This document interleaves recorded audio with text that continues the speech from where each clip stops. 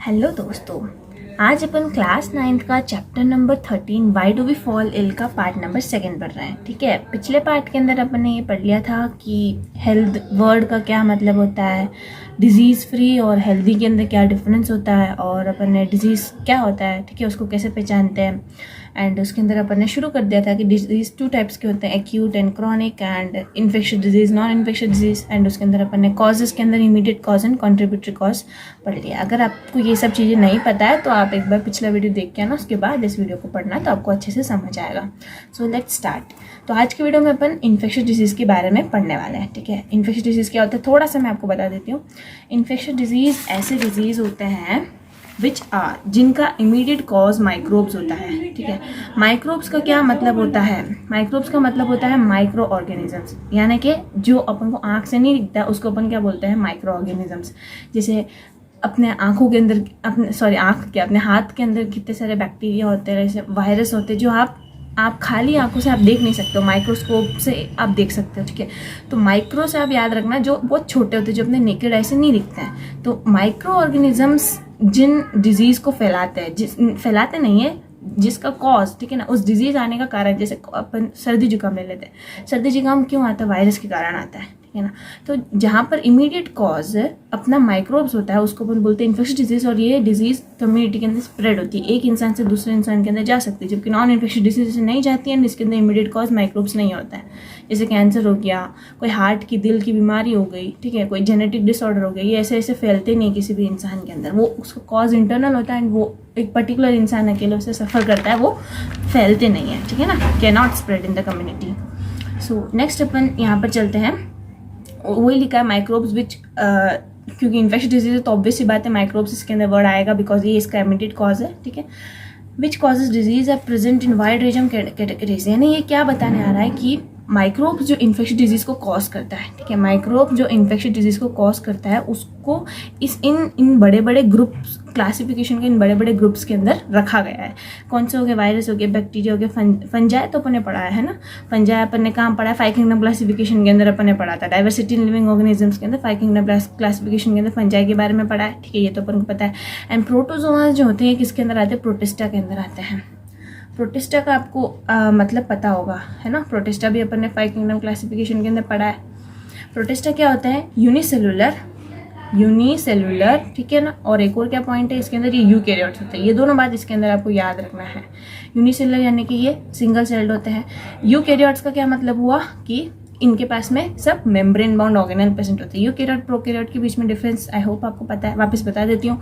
एक ऐसा सेल जिसके अंदर आपको मेम्ब्रेन बाउंड ऑर्गेनल्स देखने को मिलते हैं। पेन को क्या हो गया?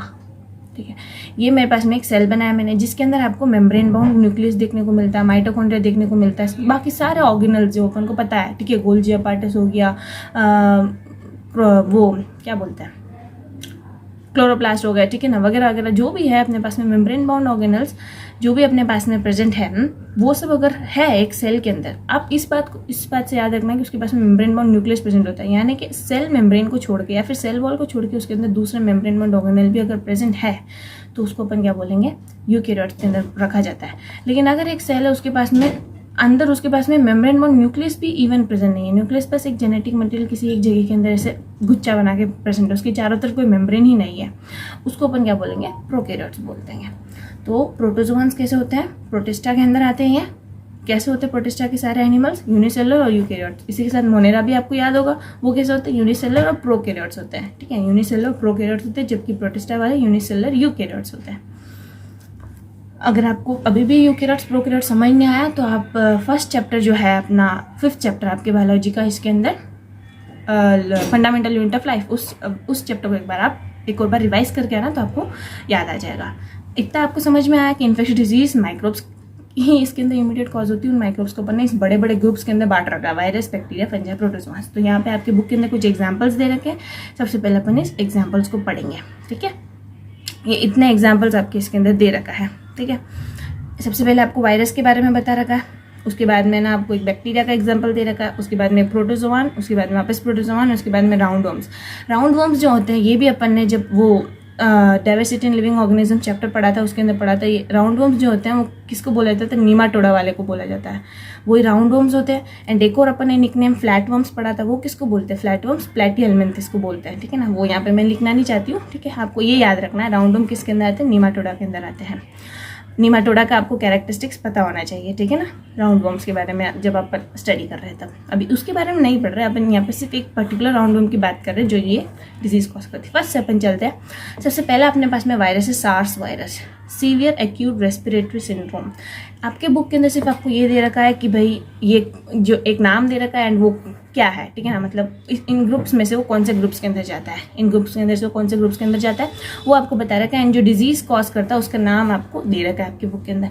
लेकिन जब मैं 9th में थी तब आपको भले हंसने जैसा हो सकता है, तो मैं क्या सोचती थी कि ये जो ट्राइपेनोसोमा जो डिजीज़ कॉज करता है ना, स्लीपिंग सिकनेस, तो मैं ये समझ गई थी कि ये ना इसमें इंसान को नींद ही नींद आती रहती है, ठीक है ना, बहुत ज़्यादा नींद आती है, तो मैं ऐसे समझ गई थी। पर ऐसा नहीं होता, अभी मेरे को मालूम है ऐसा नहीं होता है। तो मैं आपको क्या करूँगी, यहाँ पे जो आपको नाम दे रखा है, ठीक है, जिस बैक्टीरिया या फंजा या जिसका भी नाम दे रखा है उसके साथ में डिजीज़ का मैं थोड़ा सिम्टम्स भी आपको समझाऊंगी ताकि याद रखने में आपको आसानी रहे। ऐसे रटने से अच्छा है ना कि आपको थोड़ा एक्स्ट्रा नॉलेज होता है कि भाई हाँ वो डिजीज़ होता है तो क्या सिम्टम्स होते हैं, थोड़ा सा डॉक्टर टाइप, ठीक है ना। ये कोई सिम्टम्स बोले तो अपन को पता पड़ जाएगा कि आपके अंदर ये घुस गया इसके अंदर, ठीक है। जैसे काला आजार या फिर ब्लैक फीवर का कोई सिम्टम्स पता है तो आप बता देना कि आपके अंदर लेशमैनिया प्रोटोजोवन अंदर घुस गया है, ठीक है ना। तो वैसे, और एक और बात इसके अंदर मैं आपको समझाऊंगी कि वो कैसे अंदर आते हैं बॉडी के अंदर, क्योंकि ये सारे माइक्रोब्स हैं। आप कहीं हाथ दिख गया आपको और अपन ने पकड़ के खा लिया, ऐसा नहीं होता है। ये सब किसी ना किसी तरीके से जो अपन को नहीं दिखता है, माइक्रोब्स ऐसे होते हैं जो नहीं दिखते अपने आंखों से, कभी भी आप नहीं देख सकते उनको, तो वो कैसे अपने बॉडी के अंदर एंटर करते हैं। आप चाहते हो तो आप इतना ही पढ़ लेना, अगर आप और अच्छे से याद रखना चाहते हो तो मैं आगे एक्स्ट्रा पढ़ाऊँगी, ठीक है।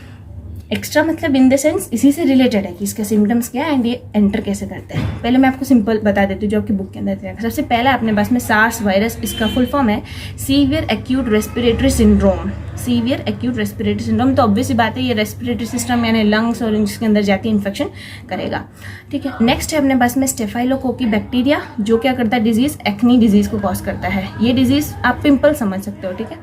ट्राइपेनोसोमा प्रोटोजोआन जो होता है ये स्लीपिंग सिकनेस को लेके आता है एंड ये भी एक प्रोटोजोआन, आप इसको मत स्किप कर देना, ठीक है। मैं आपको सिर्फ नाम पढ़ रहा हूँ लेकिन इसके साथ आप ये है कौन से ग्रुप को बिलोंग करते हैं ये भी आप इसके साथ में याद रखना। लेशमैनिया एक प्रोटोजोआन है जो काला आजार या फिर ब्लैक फीवर दोनों एक ही है, एक ही डिजीज़ का नाम है। ये इंडिया में बोलते हैं, ये फॉरेन में बोला जाता है ब्लैक फीवर। ये डिजीज़ को कॉज करता है, जबकि एस्कैरिस लुम्ब्रिकोइड्स जो होता है ये ग्राउंड वर्म होता है, यानी कि ये नीमाटोडा को बिलोंग करता है एंड ये एस्कैरियासिस इस डिजीज़ को कॉज करता है। ये बहुत सिंपल है ना, एस्कैरियासिस, ठीक है।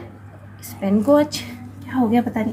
तो चलो मैं आपको ये बता दी जो मैं आपको कह रही थी, ठीक है। तो सबसे पहले मेरे पास में सार्स वायरस, ये जो मैंने नाम लेना है आपकी बुक के नाम लिया, उसके मैंने थोड़ा सा एक्स्ट्रा लिखा है। सार्स वायरस जो होता है वो एयरबॉर्न होता है। एयरबॉर्न का क्या मतलब हुआ कि अगर किसी इंसान को ये वाला डिजीज़ है, ठीक है, सार्स डिजीज़ है उसके पास में, सीवियर एक्यूट रेस्पिरेटरी सिंड्रोम वाली उसको डिजीज़ है, अगर उस इंसान की बहुत ज़्यादा क्लोज में आप जाके खड़े रहेंगे, वो जो सांस ले रहा है वो ही आपके अंदर आना, इतना पास में जब आप खड़े रहते हो या फिर जब वो स्नीज कर रहा है, ठीक है, तब बाहर ड्रॉपलेट्स आते हैं, उस ड्रॉपलेट्स को अगर आपने अंदर ले लिया तो वो आपको भी डिजीज़ हो जाएगी, यानी एयरबॉर्न, ठीक है। एयरबॉर्न का यही मतलब होता है। नेक्स्ट है इसके है ना सिम्टम्स क्या है, ठीक है। तो ये तो थोड़ा सा अपना जैसे नॉर्मल कॉमन कोल्ड होता है ना उसकी जैसा, बस इसके अंदर ये एक्स्ट्रा है, शॉर्टनेस ऑफ ब्रेथ, ठीक है। फीवर होती है, ठीक है।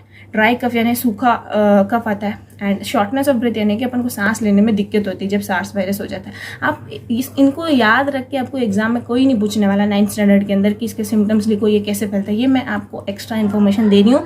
जब याद रखोगे तो आपको ऑब्वियस सी बात है, जब आप इसका डिजीज़ लिखोगे तो आप उसको ईजी रहेगा याद रखने के लिए, ठीक है। आप इन चीज़ों को याद मत रखना, अगर आप चाहते हो तो याद रख सकते हो, ठीक है। इन चक्कर में आप है ना मेन जो आपको बुक के अंदर दे रहेगा उसको याद करना मत छोड़ देना। स्टेफाइलोकोकी जो है ये एक बैक्टीरिया है। तो ये कैसे फैलता है, सबसे पहले मैंने जो सब पॉइंट्स लिखे ये फैलता कैसे है वो लिखा है, उसके बाद में मैंने इसके सिम्टम्स लिखे हैं। तो ये कैसे फैलता है, स्किन टू स्किन इंटरेक्शन से, यानी कि इन्फेक्टेड पर्सन की स्किन को आपने अगर टच कर दिया, ठीक है, तो आपके अंदर आ जाएगा। या फिर ये एक और तरीके से फैलता है कि उन्होंने जो यूज़ किया कपड़े हो गए या फिर टॉवेल हो गया, उनको अगर आप यूज़ करते हो तो आपको हो जाता है। ये जो होता है, ये बीमारी जो मैंने आपको यहाँ पे बताया है, ये कौन सी बीमारी करता है, एक्नी, ठीक है। ये जो बीमारी होती है ना, ये कैसे पिंपल्स जैसे होती हैं, यानी ये अपने स्किन के अंदर, ठीक है, अपने स्किन के अंदर जो छोटे छोटे होल्स प्रेजेंट होते हैं उन होल्स को ये ब्लॉक कर देता है, ये बैक्टीरिया ब्लॉक कर देता है। अब वो होल्स को वो कई तरीके से ब्लॉक कर देता है, जैसे अपने यहाँ पर ऑयल ग्लैंड प्रेजेंट होते हैं, उस ऑयल ग्लैंड को उस होल के ऊपर रख देता है, तो वो क्या बन जाता है, पिंपल बन जाता है, ठीक है। तो पिंपल्स को छोड़ के भी दूसरा उससे रिलेटेड जो नाम होता है वैसा होता है, लेकिन आप सिंपली इसको याद रख सकते हो, एक्ने जो डिजीज होती है पिंपल्स, ठीक है। और ये कौन करता है, स्टेफाइलोकोकी बैक्टीरिया करता है।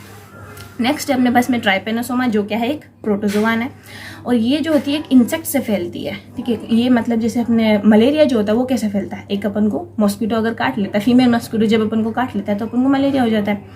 तो फिर ये कैसे होता है, ये एक इंसेक्ट होता है टेट्सी फ्लाई, ठीक है, इसको पढ़ते टेट्सी है। टेट्सी फ्लाई ये जो इंसेक्ट है, ये इंसेक्ट जब किसी पर्टिकुलर पर्सन को काट लेता है तब क्या हो जाता है, उसको ये बीमारी हो जाती है, स्लीपिंग सिकनेस। ये तो उसका नाम है जो अपने बॉडी के अंदर आके बीमारी करता है, जबकि बीमारी का नाम क्या है, स्लीपिंग सिकनेस। अब यूँ मत सोचो स्लीपिंग सिकनेस में ये दिन पूरा सोता रहता है, ऐसा नहीं है। इसको सोने में ही नहीं आता है, ठीक है, मतलब ये सो ही नहीं पाता है।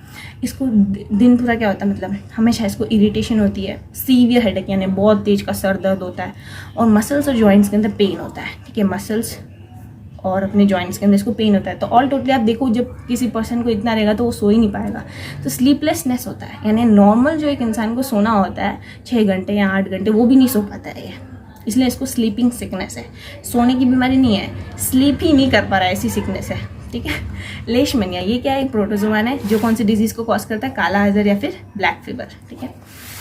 इसका ब्लैक फीवर इसको नाम इसलिए बोला जाता है क्योंकि ये ना जो लाइट कलर वाले जो स्किन वाले पीपल होते हैं, जो गोरे लोग होते हैं ना, उनका अगर ब्लैक फीवर बीमारी हो जाती है तो उनका एब्डोमेन यानी पेट वाला रीजन एंड हैंड्स, ठीक है, हैंड्स और फीट्स के अंदर और फेस, ठीक है, यहाँ पे सब क्या होता है, डार्क कलर हो जाता है उनका। गोरे गोरे तो थे, लेकिन जब बीमारी हो जाती है तो डार्क कलर का हो जाता है, सिर्फ ये रीजन्स, ठीक है। तो फिर इसलिए इसको क्या नाम दिया जाता है, ब्लैक फीवर दिया जाता है। ये भी इसके जैसे एक इंसेक्ट के जरिए फैलता है, सैंड फ्लाइज इनका नाम है। आप इनको याद रखने की ज़रूरत नहीं है, मैं बार बार आपको कह रही हूँ, मैं एक्स्ट्रा इन्फॉर्मेशन दे रही हूँ ताकि आपको इन डिजीज़ को याद रखने में ईजी रहे, ठीक है। अगर आप नहीं चाहते हो तो इसको स्किप कर दो, ठीक है। सैंड फ्लाइज जो एक इंसेक्ट है वो इस डिजीज़ को कॉज करता है।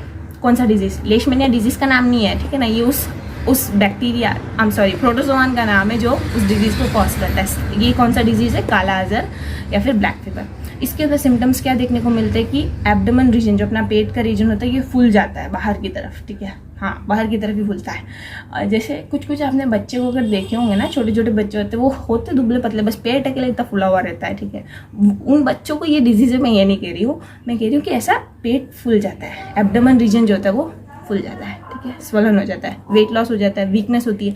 एनीमिया हो गया तो ऑब्वियस ही बात है वीकनेस होगा। एनीमिया का क्या मतलब होता है कि ब्लड की कमी हो जाती है। नॉर्मल जो अपने बॉडी के अंदर 5 लीटर या 5.5 लीटर जितना होना चाहिए उतना होता नहीं है, ठीक है, उससे कम हो जाते हैं, अपने ब्लड के सेल्स डिस्ट्रॉय हो जाते हैं, यानी अपने ब्लड की कमी हो जाती है, तो ऑब्वियस ही बात है वीकनेस हो जाता है, ठीक है। एनीमिया इसके अंदर बहुत खतरनाक सिम्टम है, ठीक है। नेक्स्ट है अपने पास में एस्कैरिस लुम्ब्रिकोइड्स, जो कि एक राउंड वर्म है। ये अकेले अपने पास में राउंड वर्म है, ये दोनों तो प्रोटोजोआन थे, ये बैक्टीरिया था और ये ऑब्वियसली बात है वायरस है। ये बैक्टीरिया है, ये प्रोटोजोआन है, लेशमैनिया भी प्रोटोजोआन है, एंड ये क्या है, एक राउंड वर्म है, ठीक है। राउंड वर्म यानी नीमाटोडा ग्रुप के अंदर आने वाला है। ये कैसे फैलता है, ये फैलता है by contaminated food and water. ये अपन इन्फेक्शन डिजीज बात करते हैं तो ऑब्वियसली बात है जो भी अपन डिजीज यहाँ पे पढ़ते हैं सबके सब फैलते हैं, ठीक है। तो कैसे फैलता है ये, कंटामिनेटेड फूड एंड वाटर, यानी जिस भी फूड या वाटर के अंदर इस एस्कैरिस लुम्ब्रिकोइड्स का एग प्रेजेंट होता है, ठीक है ना। एग जो अपन को नहीं दिखता नेकेड आई से, वो एग अपन पहचान नहीं पाते, और अगर अपन फूड को सही से अपन ने पकाया नहीं, या फिर वाटर अगर क्लीन वाटर ना रहा, ठीक है ना, ये ज़्यादातर ना गाँव वाले रीजन के अंदर ही हो जाता है, ठीक है ना। सो उसके कारण कंटामिनेटेड फूड एंड वाटर के कारण एस्कैरियासिस डिजीज हो जाती है। इसके अंदर क्या होता है, सीवियर एब्डोमिनल पेन होता है, पेट बहुत तेज का दर्द करता है, वॉमिटिंग होती है, डायरिया होता है, ठीक है, लूज मोशन होता है, या फिर ब्लडी स्टूल्स होते हैं, यानी स्टूल के अंदर बहुत ज़्यादा खून आता है, ठीक है ना, हद से ज़्यादा आता है, जैसे बहुत ज़्यादा ही क्या बता सकते हैं हम, ठीक है ना, ब्लडी स्टूल्स या फिर ऐसा होता है। तो ये भी बहुत डेंजरस है ना, एस्कैरियासिस डिजीज। ये तो मैंने एक्स्ट्रा दिया आपको, दिमाग में हमेशा याद रखने की चीज़ ये है, ठीक है। आपसे वहाँ ये नहीं पूछेगा कि भाई ट्राइपेनोसोमा डिजीज़ कौन है ना, उसको उसके अंदर जो ट्रांसमिशन करने का जो तरीका वो क्या है, वो टेस्टिसिफ्लाइन है, वो उनको पता है, लेकिन आपको वो आंसर नहीं लिखना है। आपको ये बात याद रखनी है कि भाई मैंने क्या पढ़ा है, सार्स क्या है, एक वायरस है, उसका फुल फॉर्म, एंड वो क्या डिजीज़ करता है, वो यही डिजीज़ करता है, रेस्पिरेशन के अंदर है ना प्रॉब्लम लेके आता है वगैरह। जैसे स्टेफाइलोकोकी क्या है, ये एक बैक्टीरिया है, इस चीज़ को आप मत भूलना, ये क्या है, ये क्या है, ठीक है, मतलब, और ये कौन सा डिजीज़ को कॉज करते हैं, ये वाली चीज़ आपको इंपॉर्टेंट है। ये एक्स्ट्रा इन्फॉर्मेशन था जो मैंने आपको अभी पहले दिया था। नेक्स्ट है इसके अंदर पॉइंट, आपके एक यहाँ पे आपको एग्जाम्पल दे रखा है, ठीक है। अब यहाँ पे थोड़ा सा और ज़्यादा एग्जाम्पल दे रखा है कि वायरस के कारण होने वाले डिजीज़ के कुछ और एग्जाम्पल दे रखे हैं। एक हो गया कॉमन कोल्ड, ऑब्वियसली बताया मैंने आपको पिछले वीडियो में बताया था, इन्फ्लुएंजा, ठीक है, डेंगू, फीवर और एड्स भी इवन वायरस के कारण ही होता है ना, बहुत डेंजरस डिजीज़ होती है एड्स, ठीक है। नेक्स्ट है डिजीज़ कॉज बाय, ये आप याद रखना, ठीक है, वायरस के कारण कौन कौन सी डिजीज़ होती है ये पूछ लेते बार बार एग्जाम्पल के अंदर, ठीक है। डिजीज़ कॉज बाय बैक्टीरिया, अपन ने यहाँ पर एक बैक्टीरिया के बारे में पढ़ लिया, स्टेफाइलोकोकी बैक्टीरिया के बारे में, जो एक्नी डिजीज़ यानी पिंपल्स ऐसे कॉज करता है, ठीक है, स्किन के अंदर। Disease cause by bacteria are, कुछ और एग्जांपल यहाँ पे टाइफॉइड, ठीक है, टाइफॉइड किस कारण होता है, बैक्टीरिया के कारण होता है, मत भूलना इसको, ठीक है। Are bacteria, fever, cholera, TB etcetera. TB यानी ट्यूबरकुलोसिस, ट्यूबरकुलोसिस भी बहुत खतरनाक होता है ना, ट्यूबरकुलोसिस डिजीज़, कोलेरा, फीवर और एक और क्या था, टाइफॉइड, ये सब बैक्टीरिया कॉज करता है। नेक्स्ट है many common skin infections are cause by fungi. Skin infection ये कभी भी अपने बॉडी के अंदर नहीं जाता है, फंजाई जो होता है कभी भी बॉडी के अंदर अपन को इन्फेक्शन नहीं करता है, स्किन के अंदर ही अपने इन्फेक्शन होता है। तो स्किन कैसे हो जाती है, इच्छी स्किन, इच्छी मतलब बहुत इरिटेशन, खुजली होने लगती है अपन को, और है ना वही इच्छी स्किन मतलब खुजली होती रहती है और इरिटेशन अपन को बार बार करना पड़ता है, ठीक है। इच्छी मतलब सॉफ्ट ना रहना और एकदम ऐसा ड्राई नहीं हो जाता, क्या बोले हैं, वो फिश की चमड़ी नहीं होती ऊपर वाली स्केल्स जैसे, वैसे हो जाती है, ठीक है। चमड़ी नहीं होती है, आई एम सॉरी, स्केल्स होती है, मैं भी जल्दी में क्या बोल जाती हूँ। प्रोटोजोआन, नेक्स्ट है protozoan causes diseases like malaria, काला आजार, ठीक है। प्रोटोजोआन का यहाँ पे भी दो एग्जाम्पल अपन ने डिजीज पढ़ लिया, एक ट्राइपेनोसोमा, एक और अपन ने लेशमिनिया पढ़ा। यहाँ पर और एग्जाम्पल है मलेरिया एंड काला आजार, ठीक है ना। मलेरिया जो होता है ये भी एक प्रोटोजोआ नहीं करता है, ठीक है, और ये कैसे फैलता है, मॉस्किटो से फैलता है। काला आजार का अपन ने पढ़ लिया, ये भी एक फ्लाई, ठीक है ना, एक इंसेक्ट ही इसको फैलाता है, ठीक है। ये किसके एग्जाम्पल हो गए, प्रोटोजोआन के एग्जाम्पल हो गए, मलेरिया एंड काला आजार। नेक्स्ट है अपने पास में some species of worms, worms यानी यहाँ पर राउंड वर्म्स की बात चल रही है, यानी नेमाटोडा वालों की, ठीक है। Causes elephantiasis and intestinal infections. Elephantiasis यानी मैंने आपको पहले बताया, वापस बता दूँ, यहाँ पे इमेज डाल के बता दूंगी मैं आपको, पैर एकदम सूज जाता है, सूज जाता है, ठीक है। इंटेस्टिनल डिसीजेस यानी कि अपने इंटेस्टाइन के अंदर जाके बैठ के इन्फेक्शन करता है कुछ राउंड वर्म्स। तो आप अगर यूँ क्वेश्चन पूछ ले कि राउंड वर्म्स जो डिजीज कॉज करते हैं उनके कुछ एग्जाम्पल बताओ, तो आप लिख के आ सकते हैं एलिफेंटियासिस एंड इंटेस्टिनल इन्फेक्शंस करने वाले। इसके साथ आप एक और वर्ड ये लिख सकते हो, एस्कैरियासिस भी लिख सकते हो, बिकॉज वो भी एक राउंड वर्म ही कर रहा है, ठीक है। इसके साथ में अपन क्या लिख सकते हैं, एस्कैरियासिस भी लिख सकते हैं, कोई गलत नहीं है, ठीक है। सो नेक्स्ट अपने पास में नया टॉपिक आ रहा है, आई होप आपको समझ में आ गया। मैंने शायद ज़्यादा ही लंबा उसको खींच लिया, पर आप कोशिश करना उसको मैं समझाने के लिए इतना ज़्यादा मैंने खींच लिया था, ठीक है। Why do we need to know the categories of infectious agents. अब ये क्वेश्चन पूछ रहा है कि भाई इतनी कैटेगरी तुम हमको पढ़ा क्यों रहे हो, क्यों भाई हम कैटेगरी बिना क्या हम उसको ठीक नहीं कर सकते क्या, उसको दवाई नहीं दे सकते क्या। तो ये यहाँ पे आंसर यही है कि decide what kind of treatment to use. उस इंसान को ट्रीटमेंट हम क्या यूज़ करें उसको पहचानने के लिए क्या होता है, इसको इन्फेक्शियस एजेंट्स को कैटेगरीज में बांटा है। कौन कौन से कैटेगरीज के अंदर, इसको मत भूलना, वायरस, बैक्टीरिया, फंजाई, प्रोटोजोआन्स, इन कैटेगरी के अंदर अपन ने बांटा है, ठीक है। To decide what kind of treatment, तो अपन से क्वेश्चन ही पूछ रहा है कि इन्फेक्शियस एजेंट्स को कैटेगरी में बांटने की क्या जरूरत आ रही है, इसलिए आ रही है क्या, ताकि हम पहचान पाए कि हम इसको कौन सा ट्रीटमेंट दे रहे हैं, ठीक है। Because members of each one of these groups, virus, bacteria, fungi etcetera, have many biological characters in common.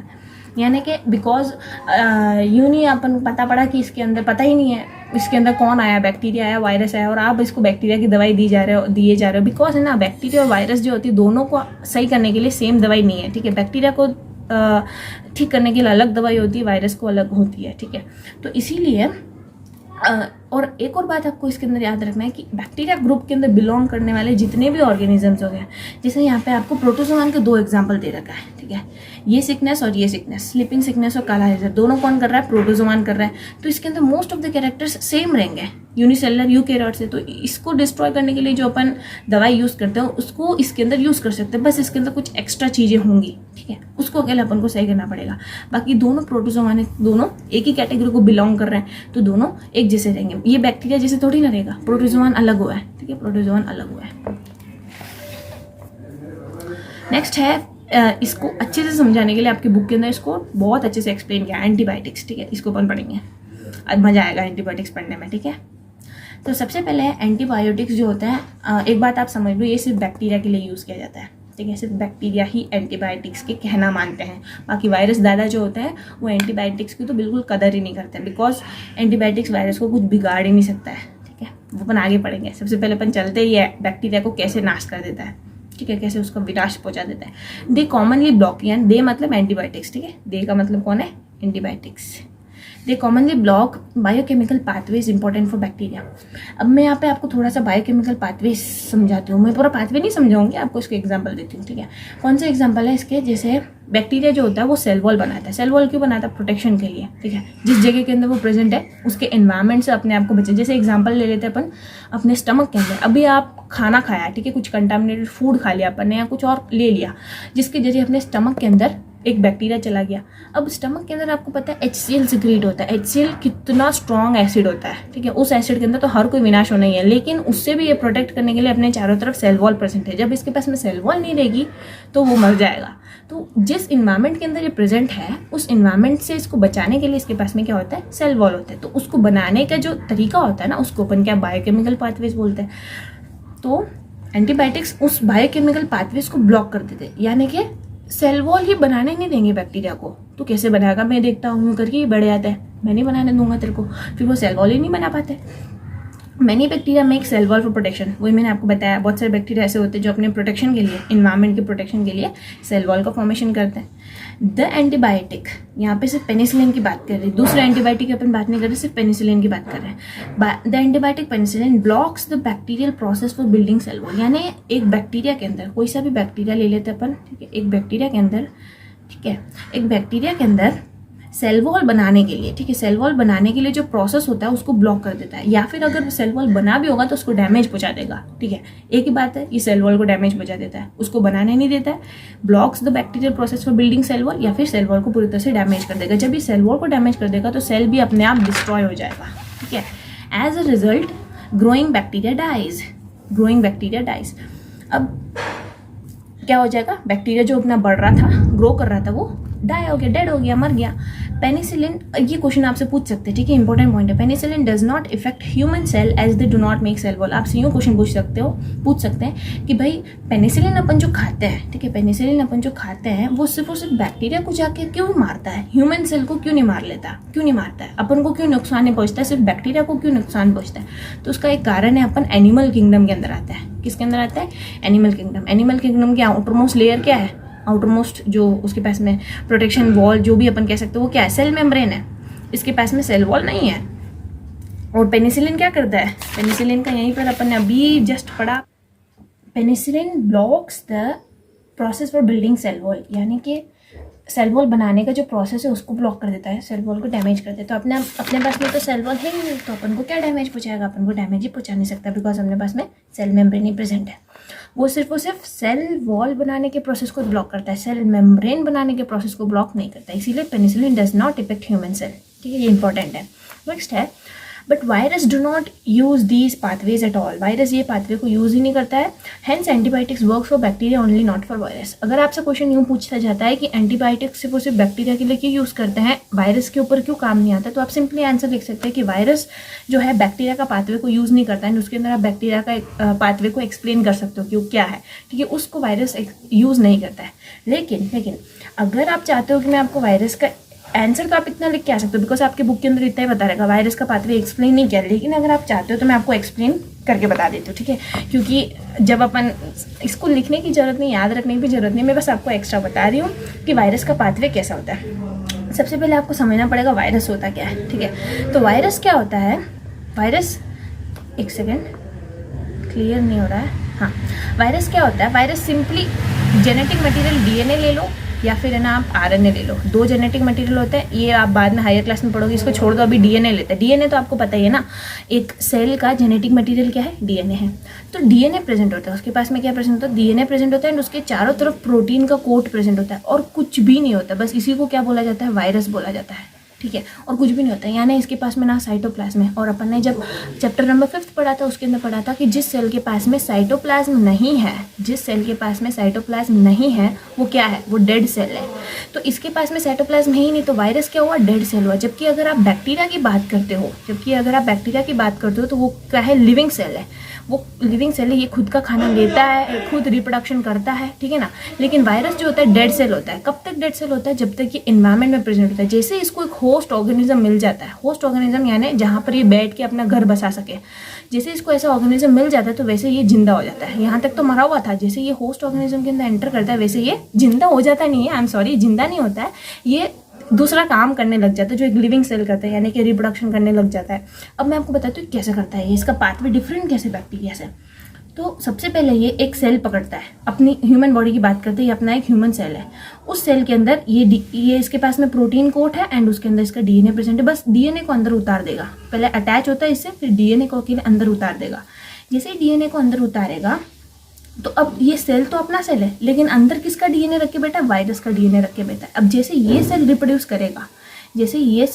करेगा, तो क्या बन के निकलेंगे? वायरस बाहर बन के निकलेंगे ना, क्योंकि वायरस का डीएनए तो वायरस ही बाहर बन के निकलेंगे। और जिस ह्यूमन सेल के अंदर वायरस अंदर एंटर करता है, ठीक है, जिस ह्यूमन सेल के अंदर वायरस अंदर एंटर करता है वो सेल डेड हो जाता है, वो सेल मर जाता है, क्योंकि वायरस का डीएनए को रेप्लिकेट करके वायरस को प्रोड्यूस करने के बाद में वो जिंदा नहीं रह पाता, उसके अंदर साइड इफेक्ट आने के कारण ये सेल मर जाएगा। तो वायरस अपने बॉडी के अंदर बीमारी कैसे लाते हैं मालूम है? ये क्या करते हैं अपने ह्यूमन सेल के अंदर, अब ये जो वायरस है ये दूसरे ह्यूमन सेल के अंदर जाके अटैक करेंगे, अपना डीएनए वापस अंदर डाल देंगे एंड फिर वो वापस से रिप्रोड्यूस करेंगे एंड ये सेल मर जाएगा। ऐसे पूरे ह्यूमन सेल्स को डिस्ट्रॉय कर देता है। जैसे अगर आप मान लो ब्लड के अंदर आया है, ठीक है, कहीं पे भी आया है, तो जब ये ह्यूमन सेल को डिस्ट्रॉय कर देता है तो उसके साइड इफेक्ट जरूर होंगे। जैसे आप कोई भी ऑर्गन ले लो, अपना स्टमक ले लो या फिर कुछ भी ले लो, उसके सेल्स पूरे डिस्ट्रॉय हो गए तो अपना डाइजेशन कौन करेगा? अपने पचा के अपन को न्यूट्रिशन एब्जॉर्ब करके कौन देगा, है ना। वो बात है। तो ह्यूमन सेल को ये कंप्लीटली मार देता है। ह्यूमन सेल को मारने के कारण जो अपन को इफेक्ट देखने को मिलते हैं वही अपना डिजीज का इफेक्ट माना जाता है, ठीक है। एंड वायरस जो होते हैं इनको पहचानना बहुत मुश्किल होता है। आप पूछोगे भाई इम्यून सिस्टम कहाँ चला गया, ये क्यों नहीं पहचान पा रहा है? बिकॉज ये दूसरा नाम लेके घूम रहा है। नाम तो इसका ह्यूमन सेल है, ह्यूमन सेल के अंदर क्या प्रेजेंट है? वायरस प्रेजेंट है, आप समझ गए। इसीलिए ये ऐसे करता है। जबकि बैक्टीरिया का पाथवे अपन ने पढ़ा कि उसका सेल वॉल प्रेजेंट होता है, वो सेल वॉल को एंटीबायोटिक डिस्ट्रॉय कर देता है। ये सेल वॉल जैसे टूट गया तो वो बैक्टीरिया भी मर जाएगा। क्या कर जाएगा? बैक्टीरिया भी मर जाएगा, ये भी डाई हो जाएगा। बस अब इससे बात खत्म, बैक्टीरिया भी मर जाएगा एंड ये डिजीज आगे कॉज नहीं करता है। जबकि बैक्टीरिया ऐसे अपने जेनेटिक मटेरियल दूसरे सेल में एंटर करके ऐसे काम नहीं करता, ये खुद अपना है ना रिप्रोडक्शन कर सकता है। ये होशियार इंसान है, खुद रिप्रोडक्शन कर सकता है। जबकि वायरस बहुत अजीबोगरीब है, दूसरे सेल के अंदर जाकर अपना डीएनए डाल के काम चलाता है, ठीक है।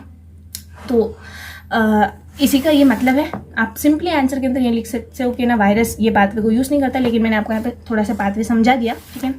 So hence antibiotics works for bacteria only, not for virus. Virus के लिए काम नहीं आता है, बैक्टीरिया के लिए अकेले ही एंटीबायोटिक्स काम आता है। उसका रीज़न पूछेंगे तो आप बैक्टीरिया का पाथवे लिख के आना कि भाई बैक्टीरिया के पास में सेल वॉल प्रेजेंट होते हैं, एंटीबायोटिक्स क्या करते हैं? बैक्टीरिया के बायोकेमिकल पाथवे को ब्लॉक कर देते हैं। बायोकेमिकल पाथवे के अंदर उसका रिप्रोडक्शन करने का तरीका प्रोसेस हो सकता है या फिर उसका सेल वॉल बनाने का प्रोसेस हो सकता है। फिर उसके अंदर आप एग्जाम्पल लिख के आना कि भाई पेनिसिलिन जो होता है वो एक एंटीबायोटिक होता है जो सेल वॉल बनाने के पाथवे को ब्लॉक कर देता है। उसकी वजह से बैक्टीरिया मर जाता है एंड पेनिसिलिन ह्यूमन सेल्स को अकेले डिस्ट्रॉय करता है, अपने सेल को ह्यूमन सेल को डिस्ट्रॉय नहीं करता है, सिर्फ और सिर्फ बैक्टीरियल सेल को ही डिस्ट्रॉय करता है। तो इसके साथ आज का वीडियो फिनिश है। नेक्स्ट वीडियो के अंदर अपन मीन्स ऑफ स्प्रेड वाला वीडियो पढ़ेंगे। आई होप आपको ये वाला समझ आया होगा। कोई भी कंफ्यूजन या डाउट हो तो कमेंट करके पूछना and so thank you for watching.